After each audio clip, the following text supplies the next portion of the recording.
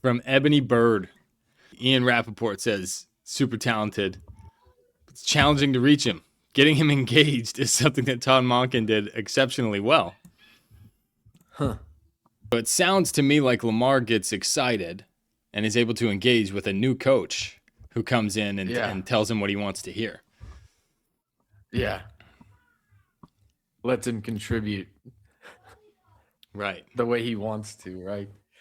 Right. And this proves it, right? He says right here, Jackson was engaged when Roman took over. He was engaged when Monken took over. And now he's engaged when Doyle took over. Again. Well, yeah, at first. But Ian Rappaport is telling you that it doesn't last.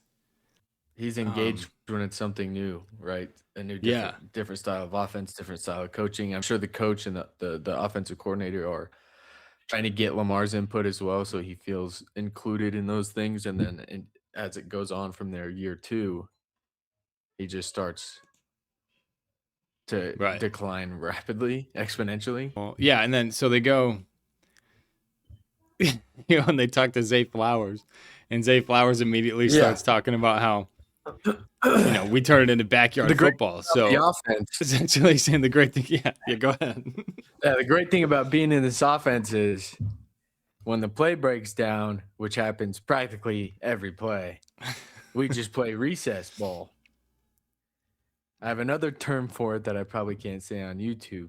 Yeah, certainly can't say on YouTube.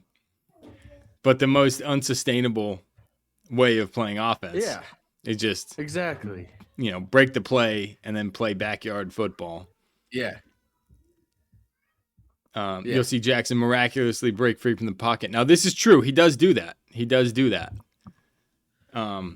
it frequently when he gets quick pressure. He's really good at getting out of the pocket. The problem is that it happens frequently when he just misses reads and misidentifies coverage and misidentifies pressure. Because that's the other thing about pressure is quick pressure can always looks like it's the offensive line, always. But sometimes it's misidentifying pressure. Right. Sliding protection, keeping backs into block, things like that. That's the first time I'm hearing that Lamar's just checked out. If it's a consistent storyline, that's absolutely hilarious to me. It seems clear that was ultimately what got Harbaugh fired. If he doesn't like the coaching, then it's time to make a change. We can't change quarterback. We're paying him too much. Yeah, and he is good enough to where what's the alternative? What are you going to do? You're going to go back into quarterback purgatory? This guy's winning your regular season games at least. Right. Yeah, but ultimately, as far as from an organizational perspective, and he makes you a shit ton of money. Right. In Baltimore. Yeah, in Baltimore, where it matters. Ultimately, I'm thinking this offense is going to be brutal. I think it's going to be rough. Well, that and Declan Doyle's resume, dude. Huge question mark there. He's a first-time play caller. He's got somewhat of a weak resume. And again, Zay Flowers is mostly productive when the play breaks down and he can just run to space because he tracks the ball in the air well and he finds space. But they don't do a lot well in timing. When they're throwing, well-timed plays, he's not hitting Zay Flowers 30 yards downfield. Right. In Baltimore, the 64th percentile offense. And I don't see that getting better. I see it getting worse. Especially if you're going to include Lamar Jackson in the design of your offense. Yeah. Because that's the play style he wants. He wants the backyard football stuff. That's where he's the most effective. Well, that's where he's comfortable. That's where because he's so athletic, he can only be comfortable when he's relying on that. Right. That's how he learned to play. That's how he built all of his habits. From stripe hype. This one I thought was funny. They added a couple pieces. Actually, they kind of revamped their entire defensive line. But they admit here the big question marks at linebacker. Right. Carter and Knight both struggled last year. They remain the starting duo. Now this article tries to spin it into they're just looking a lot more comfortable. They're playing a lot faster in camp, in practice. Yeah, without pads on, it looks a Right. little quicker when you're wearing t-shirts and shorts. And then so they turn it and say, well, they also, you know, they already had the answer. The answer were these two guys. It's like, okay, but we've seen them. We've seen them play an entire NFL season and they were no good. Yeah, just expecting them to be that much better after one off season is hilarious. Right. So I find this alarming. You got a bunch of new pieces on your defensive line. It might take a little time for that to meld. Your secondary is good. But can your linebackers stop the run, and can your linebackers help in coverage? Because a lot of modern offense is spamming the underneath routes, spamming tight ends. Right. Yeah. Your linebackers are crucial in stopping screen plays Coverage. Yeah. and covering running backs, specifically covering running backs. So teams that are going to dump the ball off to your running backs, they're just going to chew you up again this year. But ultimately, it's just pump the brakes on the Bengals defense because they're bringing back their two biggest gaps. I mean, they're bringing back the two biggest weaknesses that they had last year. Right. So and they don't have their best defensive asset on the defensive line either. And that hasn't been addressed either. For the Chiefs, Arrowhead addict Manto Delane, the rookie cornerback that they drafted, has a shoulder injury that he's had since rookie camp. And they haven't identified the injury. He's got a mysterious shoulder injury. Sort of shoulder blade injury. Yeah. Andy Reid said during minicamp they were expecting him to be healthy come camp. They thought he would be healthy when camp came. And he's still out. And he said they're trying to be a little cautious with the shoulder blade. Okay, but what is the injury? Yeah, they won't release it. But the bigger problem is that this is a rookie cornerback already. And if you have this much concern over the rookie's health, then what does the rest of your secondary look like? Right. So they have this corner they played a lot last year, Connor. And he just got torched. He allowed a 98.4 passer rating, 9.6 yards of reception. And he struggles in man coverage. 85% reception rate. So it's looking like this guy's going to have to play a lot again because your rookie's not healthy. They bring in L'Jarius Sneed coming off an injury, and he was your cast-off. You let him walk to Tennessee, and now you're going to bring him back to, be an injured guy, plugging a hole for another injured guy? I just think the Chiefs' secondary looks like... you already released, yeah. Exactly. It's looking like it's going to be a disaster to me. So it's funny because they don't even know if he's going to be back for the start of the season. No, exactly. Exactly. They're not even sure if he's going to be able to play at the start of the season. And now rookie defenders usually struggle. Right. So how much were you planning on getting out of him? Yeah, but if you were counting on him to play week 1, that tells me that you don't trust the rest of your secondary as is. No. Yeah. And then signing L'Jarius Sneed, that kind of proves that point. That is shockingly telling. I would be concerned as a Chiefs guy. Chiefs secondary depth is going to be rough. Yes, my favorite topic of the morning. Yeah, Vikings territory. Kyler Murray's hit a career low. Now they're saying that it can't. They're essentially saying nowhere to go but up, but not so fast. Not so fast. Lee Corso. Not so fast. They're saying that just because he's around a quarterback coach, he'll have weapons. He probably has something to prove. His ability to escape the pocket. This is his ability. This is his only ability. His ability to escape the pocket is what he brings to the offense, and it's just about all he's got. He's never been able to dispel questions about his leadership, relatability to teammates, and work habits. And that seems to be continuing in Minnesota. Reports out of camp are that he doesn't seem to be just winning over the hearts and the loyalty of the team either. Shocker.